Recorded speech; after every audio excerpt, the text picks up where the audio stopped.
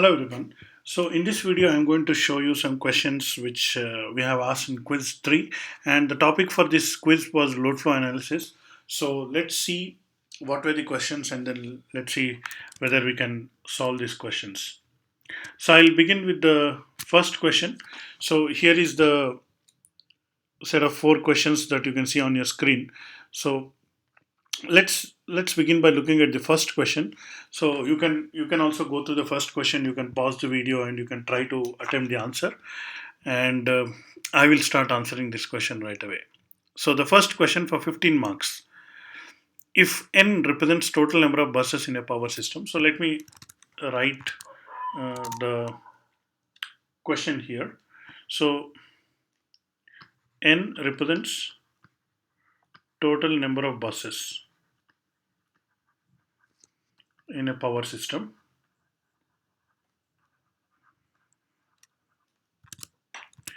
What else? NG represents the number of generator buses, not including the slack bus. All right. So let me write it. NG is number of generator buses.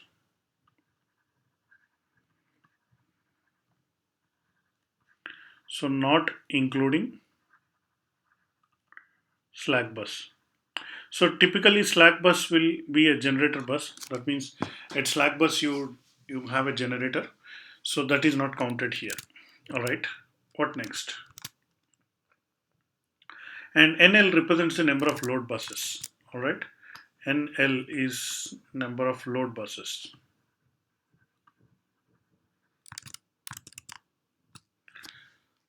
Then derive a formula for determining the total number of unknown state variables of the system. So that is the, so what is total number of unknown state variables?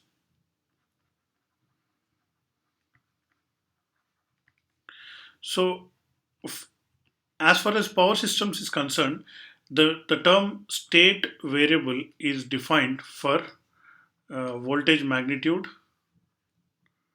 voltage magnitude, and voltage angle of every bus. So that means, so like let's say if I say VI angle delta I, so is the state of bus I. So that means what is the magnitude of the voltage, what is the angle of the that voltage, phase angle. So these two are the unknowns at each bus. So however, depending on the type of that bus, so that the bus may be slack bus, the bus may be, so let me say, so V and delta, and then type of the bus. So if it is slack bus, then V will be known, delta will be known. If it is a generator bus, you know what voltage you are generating, but you don't know what is the delta of that. And if it is a load bus, then you don't know both of this. So therefore, looking at this, so what is the number of unknowns, unknown state variables? See, total number of state variables is total number of state variables is nothing but, that is 2 into number of buses, 2 into n. So this we know. So out of this 2n, some are known and some are unknown. So unknown, we are looking at the cross marks. So for every load there are 2 unknowns, and for every generator there is 1 unknown. So therefore unknown state variables are 2 into number of loads, because here we are defined NL, plus NG, number of generators. So this is the formula that we are looking at. 2 into number of loads plus number of generators. You can also calculate this formula in a different way. That is, you look at the number of knowns. See, there is 2n is the total unknowns. Out of the 2n, you already know 2 variables because that is a slack bus. Then you already know ng variables because you know the voltages for ng buses. So this is also the formula for total number of unknowns. So basically these two will be equal if you are properly defining the voltages. So these two are the expected answers for the solution. So formula for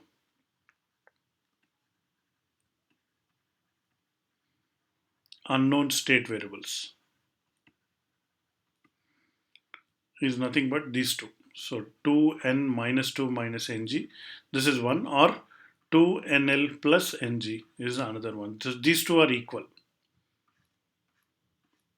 So so the question one is still not over. So there is a small part still left out. Using the formula, determine the number of known unknown state variables for the case where n equal to 12, ng equal to 5, and nl equal to 6. So these values are given. So total number of buses is 12, number of generators is 5, and number of load buses is 6. So you should notice that 5 plus 6 is 11, and then the one more bus will be slack bus, so total matching to 12. That is fine. So that is how we have defined this ng and nl. So let's say number of unknown variables.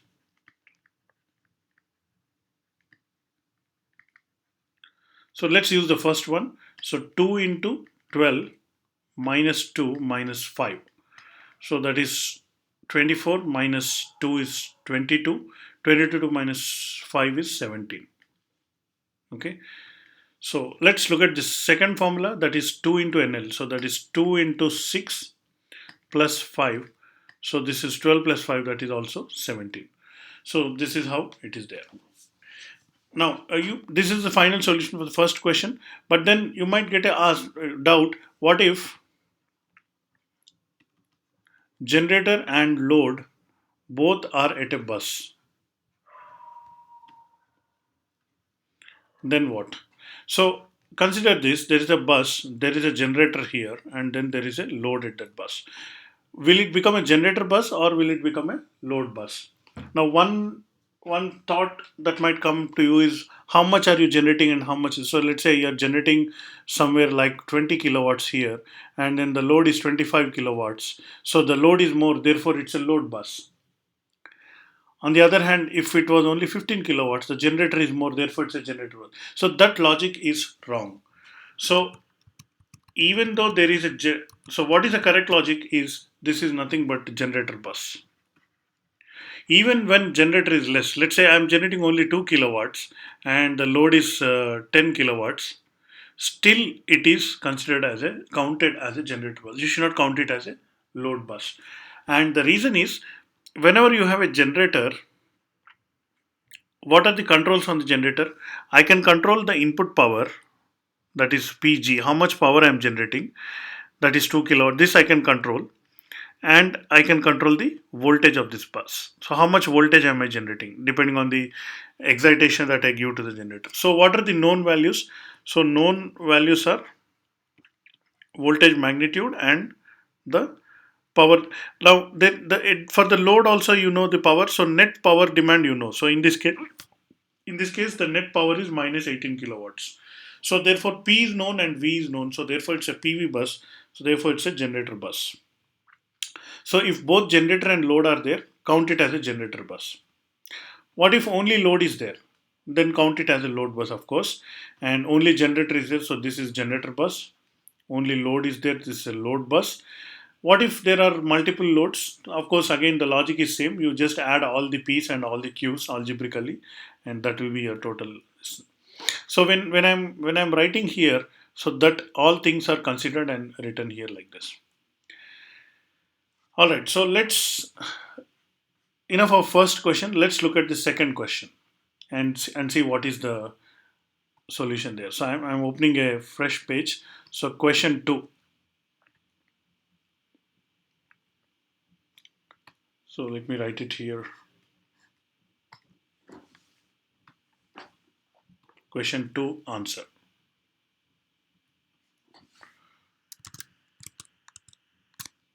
Let's read the question 2. The following set represents the bus numbers and bus types for the system.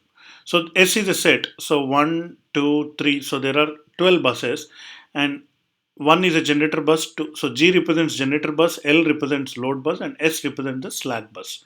So G, L, S, all these things are given. The bus voltages are so it is. I think I should copy this to my answer.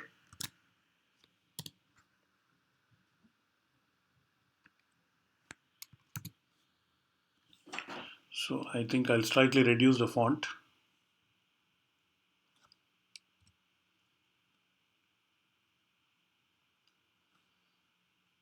So this F is not there. Okay. So this is the description of the. I'll just erase this F. This is the description of the buses. So bus 1 is a generator bus 2 is a generator bus, 3 and all these things and so on.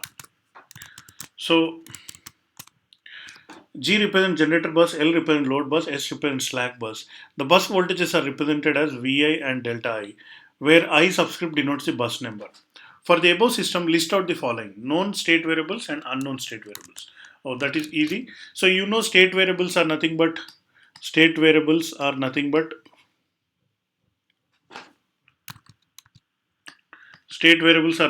VI and delta I. So in fact, I will just so these are the state variables. Some of them are known and some of them are unknown. So for a generator, V1 is known. So let me write down here known and then unknown. Known state variables, unknown state variables. So for a generator bus, you know what is the voltage magnitude. So V1 you know, but delta 1 you don't know. For the generator bus, V2 you know, delta 2 you don't know. Third one is a load bus. So therefore V3 is unknown, delta 3 is unknown. For load bus both you will be unknown. Fourth bus is a slack bus. So you know both V4 magnitude and delta 4 angle. So voltage magnitude, voltage angle both you know because it's a slack bus. Now 5 is a load bus. So therefore V5 and delta 5 will be unknown state variables. 6 is a generator bus. So I know the magnitude but I don't know the angle. 7 is a generator bus, so I know the voltage magnitude, I don't know the angle. 8 is a load bus, so both I'll write V8 and delta 8. 9, 10, 11 are all load buses. So V9, delta 9, V10, delta 10, V11, delta 11 are all coming under unknowns. 12 is a generator bus, so I know what is a V12 and I don't know what is the angle of the generator bus, like this. So if you, this itself is the answer for the second question. If you notice the count, what is the total number of buses? That is 12. What is the total number of generators? You see 1, 1, 2, 3, 4, 5 generators, and total number of loads. You see 1, 2, 3, 4, 5, 6 loads are there. So this 12, 5 and 6 numbers exactly matching with our earlier derived formula. And if I go back and according to this, there should be 17 unknown variables. So let's verify we have 17 unknown variables or not. So let's count them. So 1, 2, 3, 4, 5, 6, 7, 8, 9, 10, 11, 12, 13, 14, 15, 16, 17. So that way it is uh, correct. So the count is matching and these are the unknown variables. For any system given to you, the configuration of generators and loads are given to you, you should be able to list out what are the known variables and unknown variables. That is the whole point of this second question. All right. So shall we move forward? Shall we look at the third question, what it is? So I think I can use the same page here and let me write down the third question.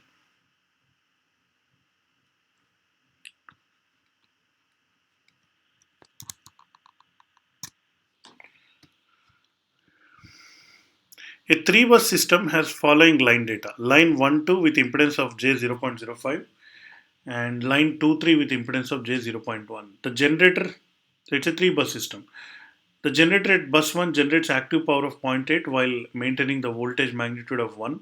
Bus 3 which also has a generator, can be considered as a slack bus for the system with 1, while bus 2 nothing is connected. Neglect the reactance of the generators. Using Gauss-Seidel load flow method, determine the reactive power generated at bus 1 and its bus angle by performing 2 iterations. Alright, there is a hint given. Since the state variables of bus 2 are not required to be calculated, bus 2 can be ignored and the system can be converted into equivalent 2 bus system so that it is easier to solve. So we have given an hint also. So let's first draw the actual system. Let's look here. Line 1 to impedance of J 0.05. So this is 1 to J 0.05 is the impedance. And line 2, 3 with impedance of 0.1. So line 3 and J 0.1. The generator at bus 1 generates active power of 0.8 per unit. So there is a generator connected at bus 1 and active power generated is Pg is 0.8 per unit, while maintaining the voltage magnitude of 1 per unit. So here the magnitude of voltage V1 is 1.0 per unit. So what is delta 1? Not given. Bus 3, which also has a generator, can be considered as a slack bus for the system. So therefore bus 3 is the slack bus. There is a generator here. It's a slack bus. The meaning of slack bus, V3 and delta 3 will be both known. So what are they?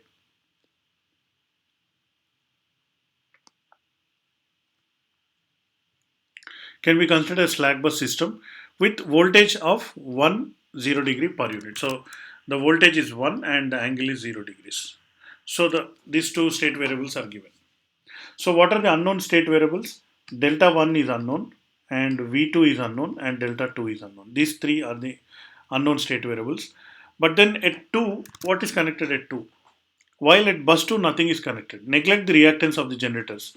So bus 2, nothing is connected, and also in the question, what is asked? To calculate, what is asked in the question? Determine the reactive power generated at bus 1 and its bus angle. So Q1 to be calculated and delta 1 to be calculated by performing 2 iterations. So we need to do 2 iterations of load flow. So the hint is given, we can just ignore this bus 2. So simply I will redraw this redraw by ignoring bus 2, because it is not asked what is the voltage of V2, what is delta 2, it's not asked to be calculated. So I can simply ignore them. So I have, this is bus 1 and this is our new bus 2. So this is slack bus. So I can just represent like this. V2 delta 2 equal to 1 angle 0 degrees. And this is J. Series connection of this will be J 0.15. This is reactance equal to. So what will be Y? Y will be 1 by X. So 1 by J 0.15. We'll come to it. Here there is a generator bus. So and P1 is 0.8 per unit. This is positive, that means power is injecting into the bus 1, and V1 magnitude is 1.0 per unit.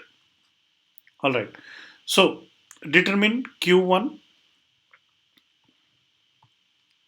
So Q1 is how much and also delta 1 is how much. So these two things we need to find out using Gauss-Seidel method.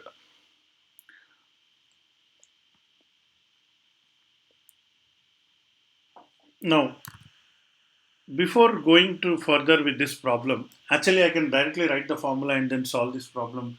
That will make my life easy. I just want to quickly derive so that you will understand that it is not very difficult. You don't need to memorize anything except Ohm's law. If you know Ohm's law, you can actually derive the power flow equations and then you can come to solving the problem. So let's take a detour from our regular problem. We'll just derive the power flow equations and then come back to our problem and then we'll solve it. Let's take the detour now. So in this video, I'm going to do the derivation of power flow equations. So this I have done several times for during various videos in this lecture, but then I thought it will one more time also would not hurt. As many times you do it, more practice will be there. I had done this derivation as a part of some other videos, so I thought instead of burying this small segment into different other videos, I'll just make one separate dedicated video, and then I'll derive the power flow equations, which will be useful for load flow studies. So let's get started. So I start with simple Ohm's law. In fact, you don't have to remember anything, just Ohm's law would be sufficient. So V equal to I into R. So voltage is nothing but current into resistance. This is normally you do it for DC circuits. So this much you need to remember. From here, step by step, we are going to derive everything. Now I'll write like this: V bar equal to I bar into Z bar. So this is a complex number, this is a complex number, this is a complex number. So you know that an AC quantity can be represented by complex numbers. So AC voltage, AC current, and AC impedance can be represented as complex numbers like this. There also the Ohm's law holds good, and this is what we are getting here. Now the another way to write this is you can write current is nothing but Y into I. Sorry, Y into V. So you notice this term I shifted to the other side. So here, since Y is nothing but 1 by Z. So Z is the impedance, Y is the admittance. So our impedance and admittance are inversely related. So you can just do it like this. So the unit of impedance is ohms and the unit of admittance is mhos, like this. Anyway, so once we have this, so this is again for individual AC circuits. So if you have a network, then I can just show it as a matrix. So I will drop uh, the the bar at the top because it is understood that these are all AC quantities. These are all complex numbers. So this is a vector of complex numbers. Then I have this what is known as Y bus. This is the bus admittance matrix, and this is nothing but the voltage vector of voltages, complex voltages. So the size of this is n rows one column, and size of this is n cross n, and size of this is again n rows and one column. So this is for AC networks. Now, so from this, since this is a matrix, if I just look at the kth row, so kth row from that will be Ik. So the Ik will be kth row multiplied by this voltage vector. So it will be like a summation. I equal to 1 to n. I'll say 1 kth row ith column multiplied by Vi. So this is just expanding the matrix multiplication kth row of it. So in other words, this will be yk1 into v1 plus yk2 into v2 and so on up to ykn into vn. So this same thing I can just write it compactly in this way. So I don't want to write all these things. So that's why I'm not writing. This is a compact way of writing it. So what is IK? IK is the net current injected into bus K, which is also nothing but the external complex power at bus K divided by the voltage Vk. So we all know that S is nothing but V into I conjugate. The complex power is nothing but voltage into I conjugate. So from this, I can write I is S by V and sorry, I conjugate is S by V, I is S conjugate by V conjugate. So it's just rearranging of that one. Now once I come to this step, so from here I can take two routes. So the first route is this way and the second route is this way. So first let me take the first route from here. So now what I want to do here is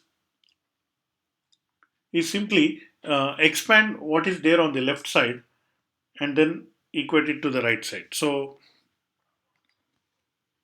look at this. So I have yk1 v1 plus yk2 v2 plus so on. Somewhere I'll have ykk vk also, and plus and so on up to ykn vn. So this is the expansion of the left hand side. This is nothing but sk conjugate divided by vk conjugate. Now from this, there is a vk here. I keep, except this term, I'll take everything to the other side. So I'll get sk, sorry, this term, that is ykk vk, is on the left hand side. Remaining all I will transfer to the right hand side. That is sk conjugate by vk conjugate minus summation of I equal to 1 to n, and except the term I not equal to k, except the term, I'll take everything yki vi. So again I'm using the compact notation. So from this I just want to know what is vk. So you say vk, let me slightly draw it below. vk is equal to 1 by ykk multiplied by sk conjugate. So that will be nothing but pk minus jqk. So where pk and qk are the active power injected in bus k, reactive power injected in bus k, divided by vk conjugate minus, this whole thing is exactly same, I equal to 1 to n and I not equal to k. So yki vi. So therefore, to calculate Vk, I can use this formula. But then you can say, wait a minute, to calculate Vk, on the right hand side, there is Vk here. So how can I calculate Vk using Vk here? So that is what is the Gauss-Seidel load flow method. You might have uh, seen that in one of my earlier videos. So this one is Gauss-Seidel load flow, GS load flow equation. All right, so let's continue. Earlier I had put on this main equation. From here I said two routes are there. This route is going to Gauss-Seidel load flow, whereas the other route, let me continue it like this.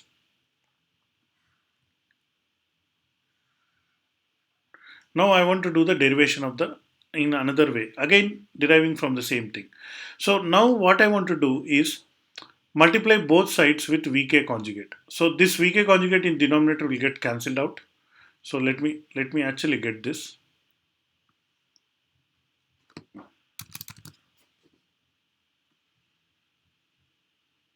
I just make a copy of that.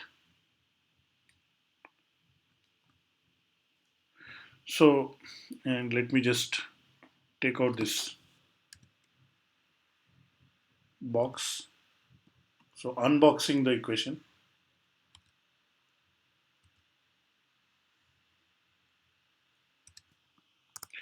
Now I'll multiply both sides with Vk. So Vk conjugate is multiplied here. Now here this is summation, so I can do that. I can just, it's a constant multiplying with every term in the summation. I'm multiplying Vk both sides. So these two will get cancelled. And finally I have Sk conjugate, which is nothing but Pk minus Jqk is equal to this term, I equal to 1 to n yki vi vk. Now this is again a vector which this is a, these are all complex numbers. So of course this itself totally is a complex number. So now I want to represent this complex number in the polar form. So how do you represent the complex number in the polar form? So I take this, I just copy this.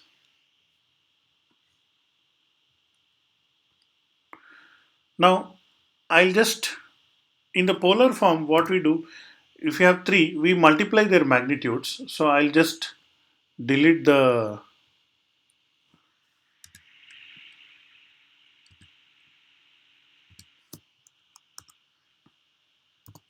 I'll just multiply their magnitudes and I'll add their angles. So what are the angles?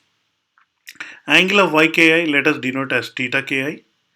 Angle of vi let us denote as. So by the way, there is a conjugate here. Don't uh, overlook that. Here it is not required the conjugate because the angle we will consider. So vk conjugate will become minus delta k here like this. So this is just writing it in the polar form. If you find it is a little bit confusing, let me just explain it further. Let's say 5 angle 30 degrees multiplied by 7 angle 20 degrees multiplied by 3 angle 40 degrees. But this I want to have a conjugate.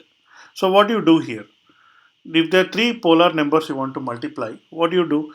Just take the magnitude 5, multiply by 7, multiply by 3.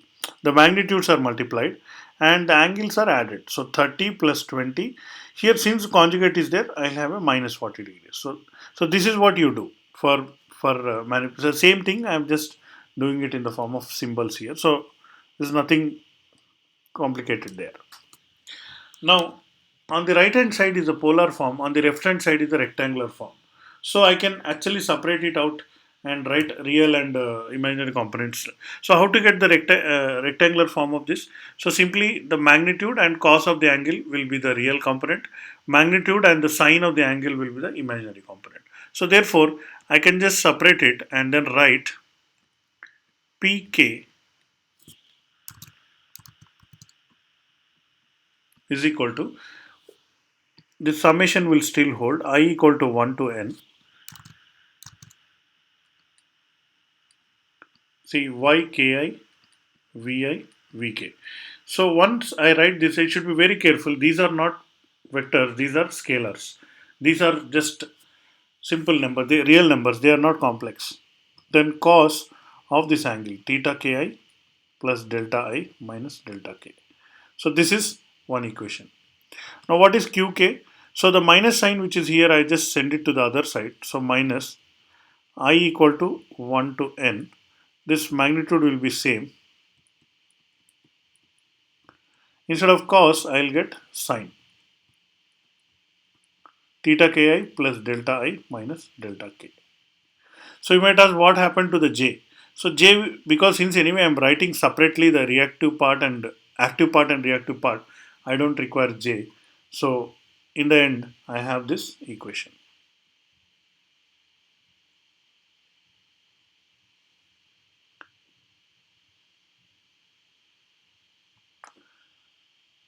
So these are the equations we'll use for Newton-Raphson load flow. So in this short video, what we have done is, starting from simple Ohm's law, V equal to IR, I came to one intermediate state. From there, I took two directions. So one direction going to Gauss-Seidel, other direction going to Newton-Raphson. In the Gauss-Seidel, what we have done, just expanded the left side, took this YKK VK element and then just have written like this. Then from the other direction, I am just taking again the same, multiply VK conjugate both sides, and then just simple manipulation, I got this. I could have, in this video, I could have directly given this equations, but I thought it will be nice to derive it once again. I have done this multiple times on this channel before, but then this is a separate video, that is derivation of power flow equations. Now we'll get back to the question 3 answer. So we had compressed the system from 3 bus system to 2 bus system, and you all see the given data here. Bus 1 is a generator bus, so P is known and V is known, and bus 2 is also a generator bus. So again, this is again, you might be confused, how can a system have only two generator buses without any load, and we are here also I'm generating. So since it's a slack bus, it can either give power or it can take power also. So in this example, this 0.8 per unit of power which is being generated actually flows on this line and flows into the slack bus. So that is what will be happening here. The question that we need to find out is what is Q1 and what is delta 1. So let's begin by constructing the Y bus. So what is Y12 here is nothing but 1 by X12.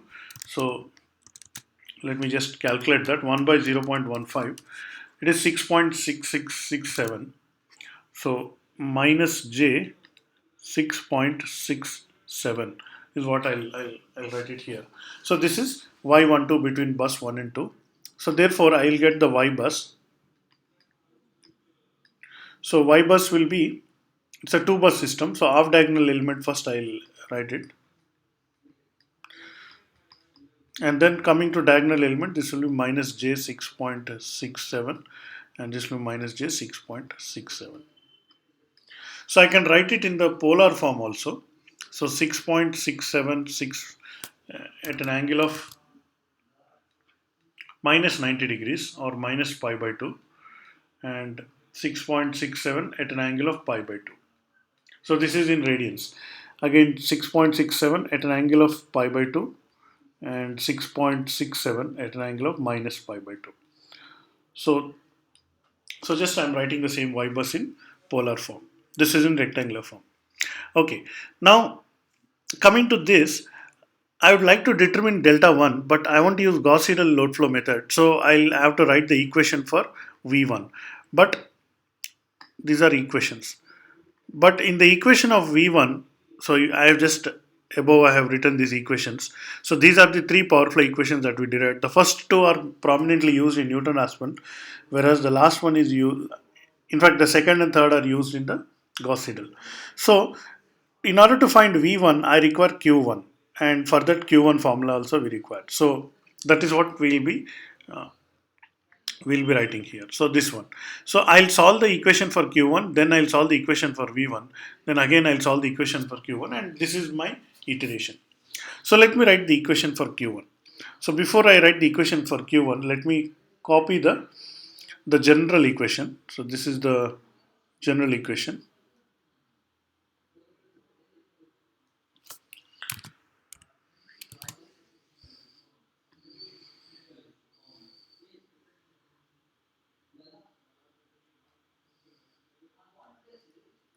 So from this we'll get Q1 equal to, so I equal to 1 to n. So because we have a two bus system, it will be 1 to 2. So first I'll get y11 v1 v1 sine of theta 11 plus delta 1 minus delta 1. So this is the first case. Then I have plus y12 v2 v1 sine of delta 12 plus delta 2 minus delta 1. So this is just a simple substitution I am getting for a two bus system.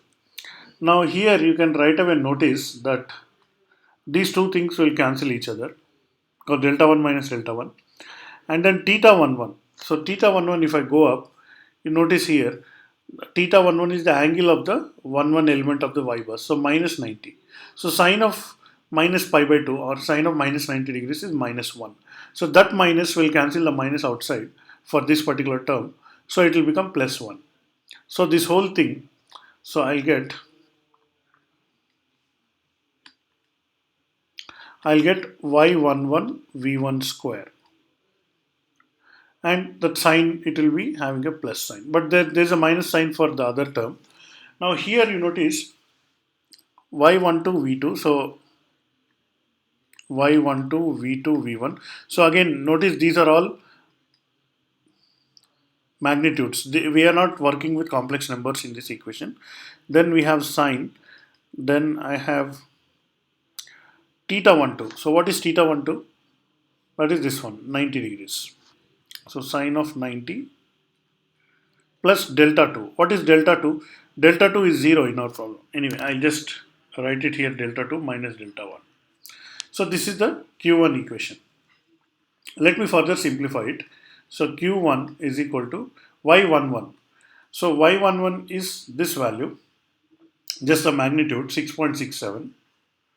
So 6.67 into v1 square. This is also magnitude of v1. I have to square it. So remember. And then y12 is again 6.67 v2 and V1. So V2 is anyway 1 per unit. So I know that. So that is given in the question. Here you can see V2 and delta 2, 1 and 0. So I'll get like this, and then sine 90 minus delta 1, because delta 2 is 0. So here I have this equation in terms of V1 and delta 1. So here also V1 is not a complex number, it is a real number, the magnitude of V1. Alright, so that is V1, sorry, Q1. What is the equation for V1? That is 1 by Y11 multiplied by P1 minus JQ1 divided by V1 conjugate minus Y21 V2. That's it. So I'll not get the Y11 term. So here we should notice that this is a complex number, this is a complex number, this is a complex number, and this is a complex. This equation is actually a complex equation. So 1 by J 6.67. I think there is a minus also. So let me go up.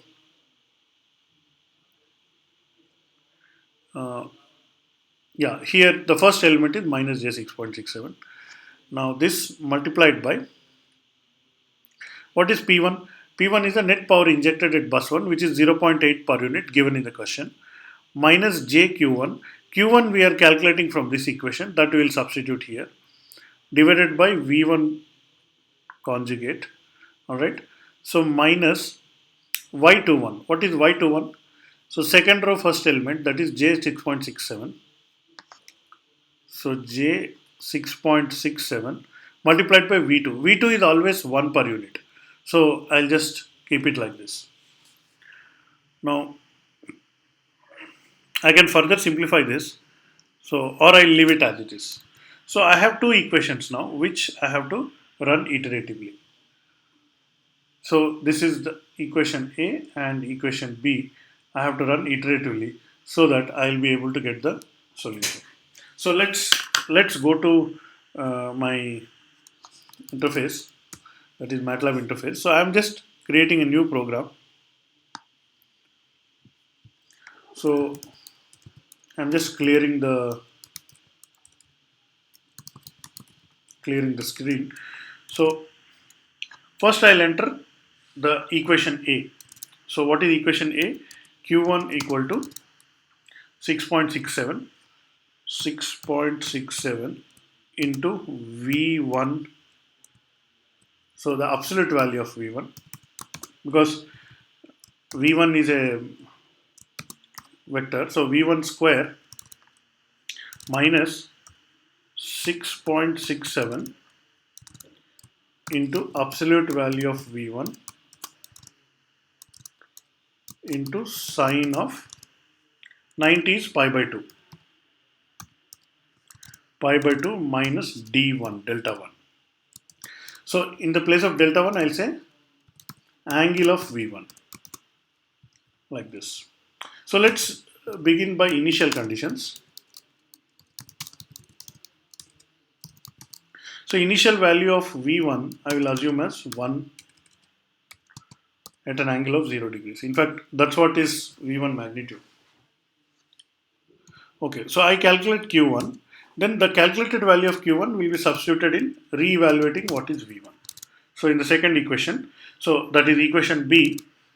So 1 divided by minus 6.67i is the first term, multiplied by, again bracket open, 0.8 minus I into Q1.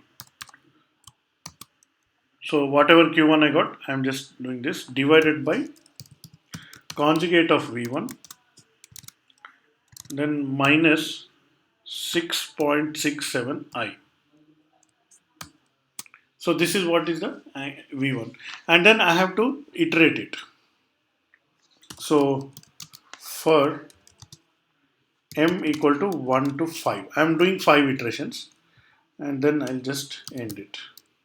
That's it. So this is my Gauss-Seidel load flow. If I execute this program, I'll be getting the values of Q1 and V1 successively. Now V1 is a complex number, so whereas Q1 is the actual number. So if I just execute this program,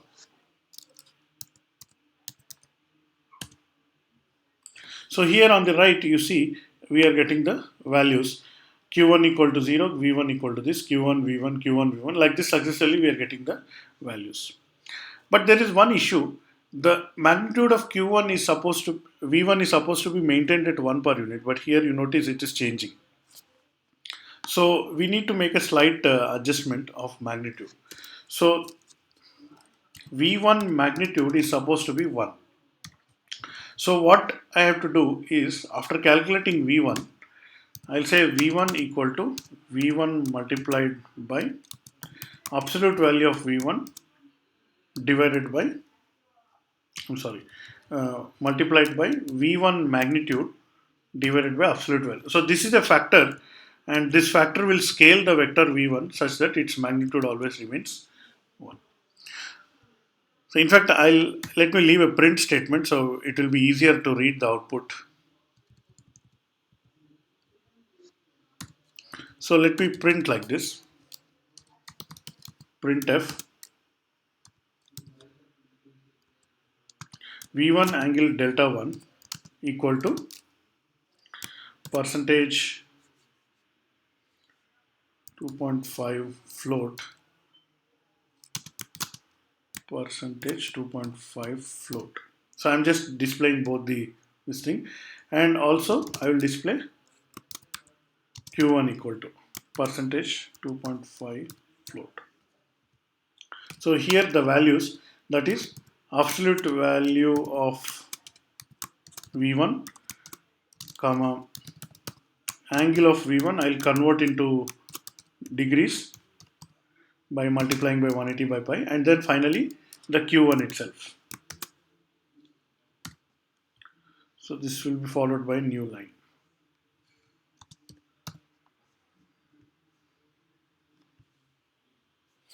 So let me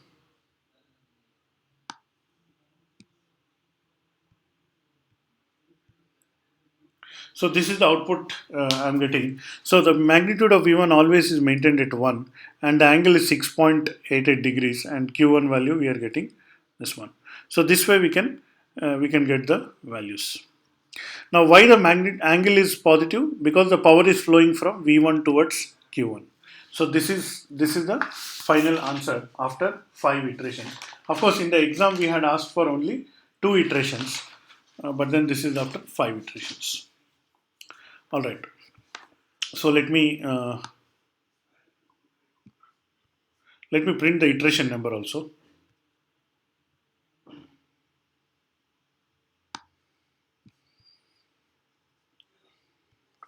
So ITER percentage D.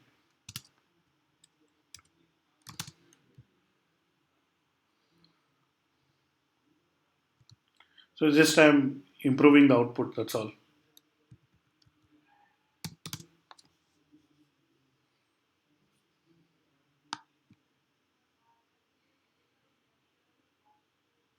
Let me just push this. Yeah.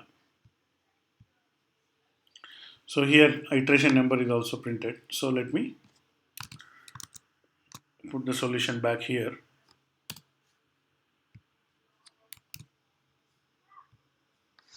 This is output of MATLAB code. Of course, you can do the same thing by calculator also, but since I'm on a laptop, so I'm using the MATLAB. So basically, angle is 6.8 degrees. So. All right, so I think this is the solution for the third problem. Let's look at problem number 4, and then we'll try to solve it. So we now come to the last question, that is question 4. So let me display the question for you. So here you can see fourth question on your screen. So you can again pause the video at this stage, you can read the question and then try to answer the question yourself. And later on you can compare your answer with my answer. So the question goes like this. Using Newton-Raphson load flow method, carry out 2 iterations to determine the unknown states of the system described below. The system is a 2-bus system Line 1 to 2 has an impedance of J 0.05. So let me put that here. It's a two bus system.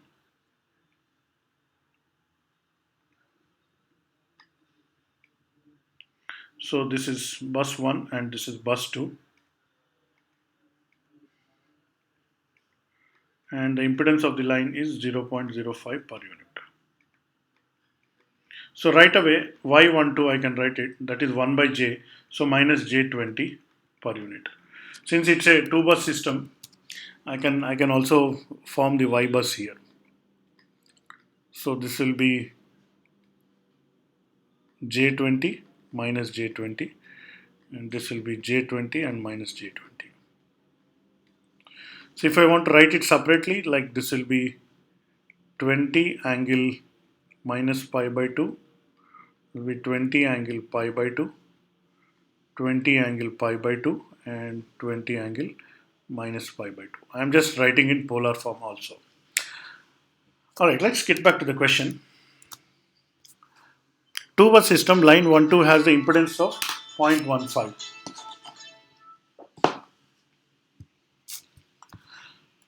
Now bus 1 has a load of 1 plus j 0.5. So bus 1 has a load of j 1.05. So there is a load 1 plus 0 j 0.5 per unit. So this is the load. So immediately when the load is given, what is the power injected? So obviously the power injected will be negative. So P1 will be minus 1, Q1 will be minus 0.5. So this is the negative power being injected into the bus 1, or power is drawn from the bus 1, in other words. Bus 2 has a generator which can be considered a slack bus with voltage of 1. So this is a slack bus, and the voltage here will be 1 angle 0 degrees. So V2 delta 2 is this one. So let's continue. Using Newton-Raphson method, load flow carry out two iterations. So in Newton-Raphson load flow method, so what are the unknowns here? So the unknowns are V1 is unknown and delta 1 is unknown. So two unknowns are there. So if you arrange the unknowns in order, the order you will get is first deltas, that is delta 1 followed by V1. So these are the unknowns, unknown state variables. So the corresponding equations for knowing these unknown state variables is the equation of P1. P1 equation will be matching with the delta 1, and Q1 equation will match with V1. And if I go up, here you see already we had copied these equations here. The equation for Pk is like this and Qk is like this. So in this, I have to just find what is the equation for P1. So it's a two bus system. So let me first copy this one.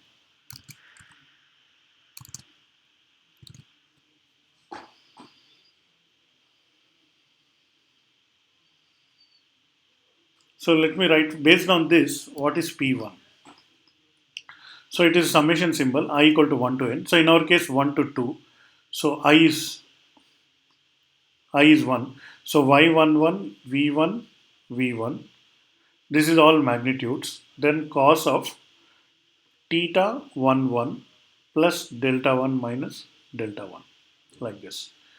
So this is the first term in the summation, and the second term in the summation will be y1 2 v2 v1 cos of theta 2 1 plus delta 2 minus delta 1. So this is what we know. Now if I substitute the known values, so I know v2 is equal to 1 and I know delta 2 equal to 0. So I can substitute in this, and here also these two will get cancelled out, and theta 1 1, if I go up, theta 1 1 is minus 90 degrees, and what is cos of minus 90 degrees? Cos of 90 or cos of minus 90, both will be 0. So this entire term will actually go to 0 because of equal to 0. So I have only the second term here. So let me write down. Let me use a different color. Let me write down P1 is equal to, first term is not there, and in the second term Y12. So what is Y12? That is the magnitude of first row second element, that is 20. So I'll just put 20, and V2 magnitude is 1, that is given. So 20 V1, magnitude of V1, that is unknown, then into cos of the theta 21 is 90 degrees. So cos of 90 degrees, or let me use pi by 2. Delta 2 is 0, so minus delta 1. So in other words, I can write cos 90 minus theta is sine theta. So that is nothing but 20 V1 magnitude sine of delta 1. So this is my P1 equation. If I write it in the form of a function, function P1 is nothing but 20 V1 sine delta 1 minus P1 equal to 0. And P1 value is already known to us, that is given in the question, that is 20 V1 sine delta 1. P1 is what? P1 is minus 1.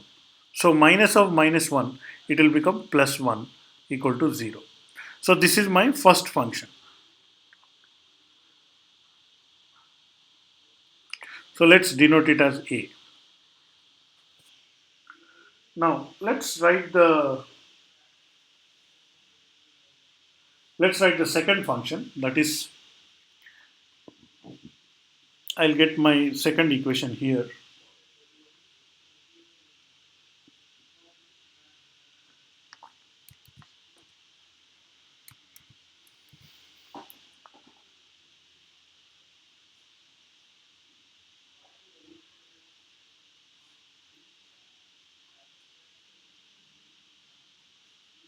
So from this, I know what is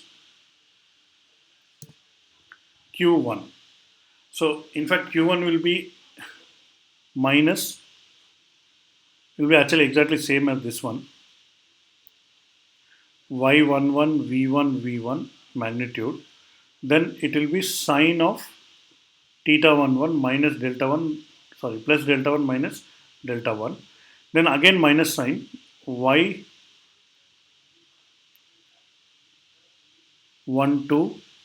V2 V1. Then sine of theta 12 plus delta 2 minus delta 1, right? So this is the equation we have. Now let's substitute the known values. So what all values do we know? So first of all, these two cancel each other. Then sine of theta 11. So theta 11 is minus pi by 2. So sine of minus 90 degrees is minus 1. So this minus will cancel out. So I'll get y11 v1 square magnitude. This is the first term. This will have plus sign. Then minus sign. Then y12. And v2 is anyway 1. So I'll just substitute v1. Then sine of theta 12. Theta 12 is pi by 2, then delta 2 is 0 minus delta 1. Now, what is y11? Y11 is 20 v1 square. So again, this is just the absolute value I have to take, minus 20 v1. Now sine 90 minus theta is cos theta. So cos of delta 1. So this is what is my q1. Now if I write it in the form of a function of q1, that is 20 v1 square minus 20, so this is just the absolute value of v1, cos of delta 1 minus q1. So q1 value also is known here. The load is minus 0.5, so that minus of minus, it will become plus. So here I will substitute plus 0.5 equal to 0. So this is my second function.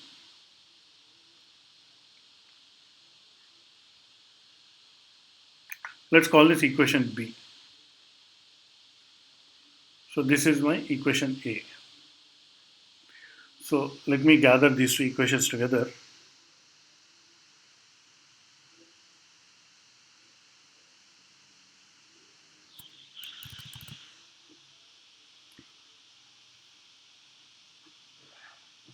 So this is equation 1. This is equation A and equation B. Okay, so what do we do next? So next is I will differentiate. I'll find out the Jacobian matrix. So Jacobian matrix is differentiation of first equation with, that is partial derivative, with the first variable delta 1. Similarly, differentiation of the first equation with the second variable, that is v1. Similarly, differentiation of second equation with first variable, differentiation of second equation with the second variable. So this is my Jacobian matrix. So let's do that.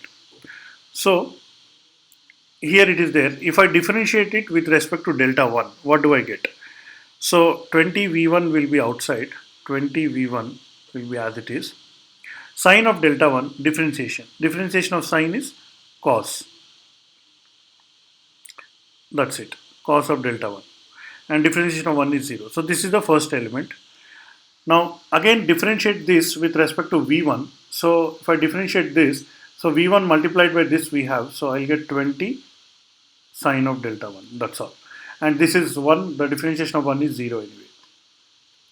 On the other hand, let's look at the second equation. Now this one differentiate with respect to delta 1. So dfq1 with respect to delta 1. Now this is that does not have delta, so this is 0. Then here delta is here. So differentiation of cos is minus sine, so this minus will cancel out. So I'll get plus 20 v1 sine of delta 1. That's it. So this is the element. So 20 v1 sine of delta 1. Next, differentiation of this with respect to v1. So here differentiation of q1 with respect to v1. So I'll get 20. So here v1 square differentiation is 2v1. So it will be 40 v1 minus 20 cos of delta 1. So that is what we get as the differentiation. So 40 v1 minus 20 cos of delta 1. That's it. I have the Jacobian matrix also. So initial. So what is the iteration for the Newton-Raphson method? So the iteration is nothing but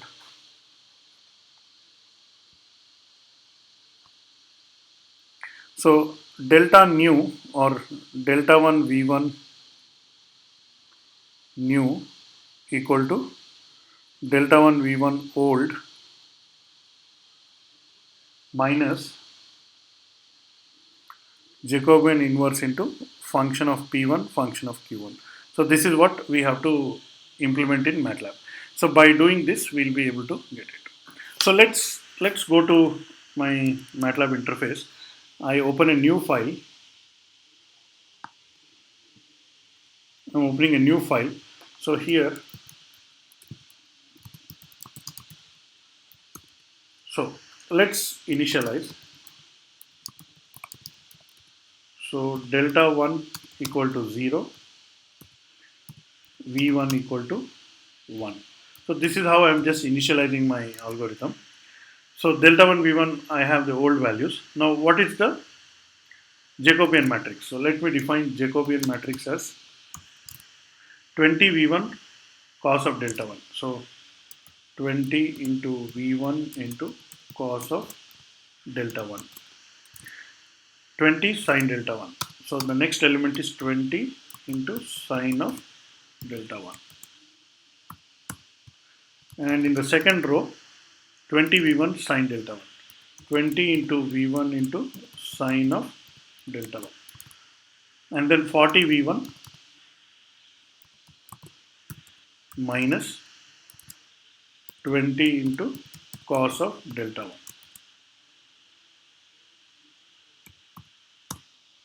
So I have defined a Jacobian matrix. Let me see if it creates any error. Q3, Q4. Okay, so 20, 0, 0, 20. That looks correct. Now, not only Jacobian matrix, I have to define fp1 and fq1. These are function values. So let's move up slightly. So fp1 is 20v1 sine delta 1 plus 1. So 20 into v1 into sine of delta 1 plus 1. So this is fp1, and fq1 will be 20 v1 square, 20 into v1 square minus 20 into v1 into cos of delta 1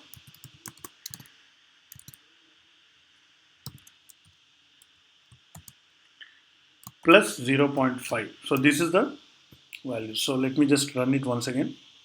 Yes, so fp1 and q1 anyway we are able to calculate. Now this should be iterated. So for that, let me create the unknown variable x, which is nothing but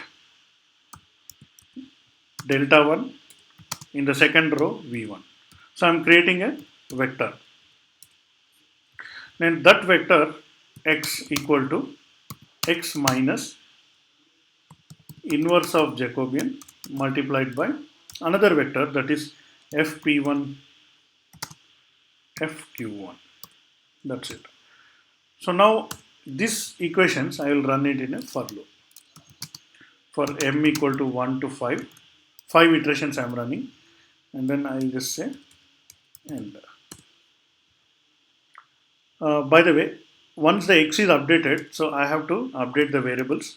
d1 is nothing but x of 1, and v1 is nothing but x of 2.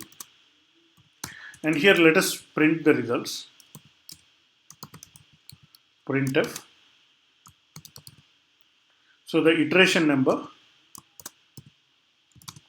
then v1 angle delta 1 equal to 2.5 f angle symbol 2.5 f.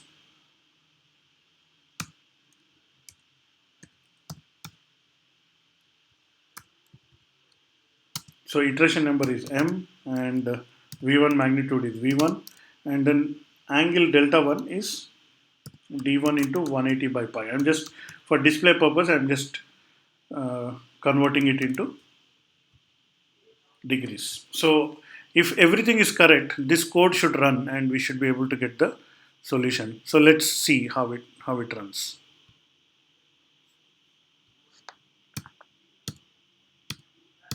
So I think I'm getting some intermediate results also, which I don't want. So I'm just suppressing the intermediate results. Okay, so now let me run it and see. So here it is, I'm getting the solution, something like this.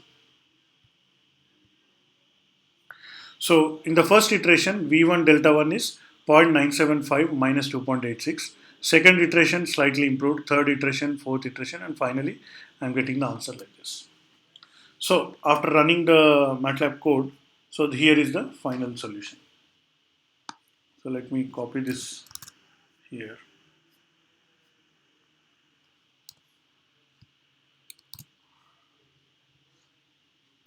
So this is output of.